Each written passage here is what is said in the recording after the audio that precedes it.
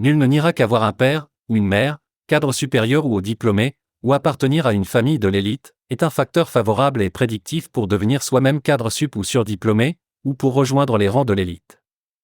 Mais sans surprise, il arrive aussi qu'un nombre non négligeable d'individus arrivent à échapper aux mailles du déterminisme social. Nés dans un milieu privé de capital économique et culturel, ils se sont élevés, souvent par les études, et ont rejoint le groupe des dominants. Le parcours de ces individus fascine toujours. Leur histoire qui franchit les frontières et déjoue les lois de la reproduction des inégalités sociales est recherchée par les maisons d'édition, étudiée par les universitaires, valorisée par les médias et volontiers adaptée au théâtre et au cinéma.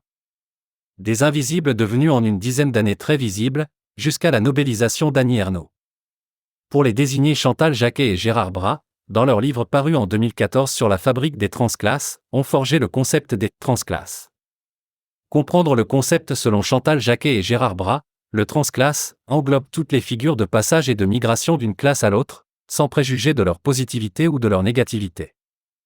Inventé pour dépasser les mythes héroïques du self-made man et du transfuge de classe, le concept montre aussi que la mobilité sociale ne doit rien au miracle, ni même à la méritocratie, mais à un faisceau complexe de causes qui permettent d'expliquer comment et pourquoi des personnes réussissent à déjouer la mécanique implacable de la reproduction sociale. Transclasse est donc moins une identité qu'un processus, un passage, qu'il n'est pas inutile d'étudier à l'heure de la société victimaire, de la faillite des grands récits mobilisateurs et d'une violence qui mine le contrat social. La constitution des individus transitant d'une classe à l'autre obéit aux bouleversements économiques, géographiques, culturels et technologiques qui ont traversé le monde moderne depuis l'après-guerre et à la diversification des emplois et l'élévation des niveaux de qualification et de diplômes qui l'ont accompagné. Mais cela ne suffit pas à étudier le phénomène. Il faut aussi se pencher sur des configurations sociales et affectives, et sur les rencontres, en particulier amicales ou amoureuses, qui peuvent être décisives, et aussi sur les aspirations dans la famille et la place dans la fratrie. Par ailleurs, comme l'indique Chantal Jacquet, le concept de transclasse s'applique, quelle que soit l'amplitude de la trajectoire sociale. Ainsi, pourrait-on en déduire, le boursier fils d'agriculteur devenu instituteur, l'ouvrier ayant grimpé dans l'échelle de l'entreprise jusqu'à un poste de cadre, l'enfant pauvre ayant réussi un concours difficile de la fonction publique à force de persévérance scolaire, le gamin de banlieue reconnu comme artiste, tous ces profils peuvent entrer dans cette catégorisation. Comment fait-on le passage d'une classe à l'autre ?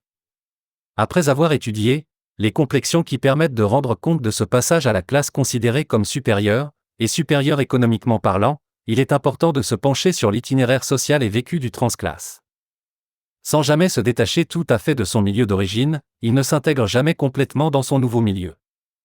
En réalité, le transclasse n'est pas une identité figée. C'est un mouvement, un chemin sur lequel se tressent des déterminations, des occasions, des expériences, qui créent de la non-reproduction des inégalités sociales. Pour comprendre et appréhender la complexité de ce fait social, Chantal Jacquet emprunte à nouveau à Spinoza le concept de fluctuatio animi qui désigne l'état d'esprit qui naît de deux affects contraires. À l'égard du milieu d'extraction en effet, le transclasse est tiraillé par des affects contradictoires, qui l'incitent tour à tour à le rejeter ou le réhabiliter. Il oscille ainsi entre des formes de honte et de mépris pour le milieu d'origine et une certaine fierté et fidélité, basculant de la haine à l'amour et de l'amour à la haine par des renversements brutaux du pour ou contre. À l'égard du milieu d'arrivée en revanche, le transclasse est aussi pris dans des contradictions. Pris entre orgueil et humilité, entre sentiment de légitimité et syndrome d'imposture, entre conformisme et transgression. Cette posture de l'entre-deux n'est pas confortable. Le transclasse est dans un processus de déidentification par rapport à son milieu d'origine, sans être parfaitement identifié à son milieu d'arrivée. Il lui faut sans arrêt prouver qu'il est à la hauteur, ce qui suppose une grande flexibilité. Certains transclasses peuvent regretter le changement, explique Chantal Jacquet.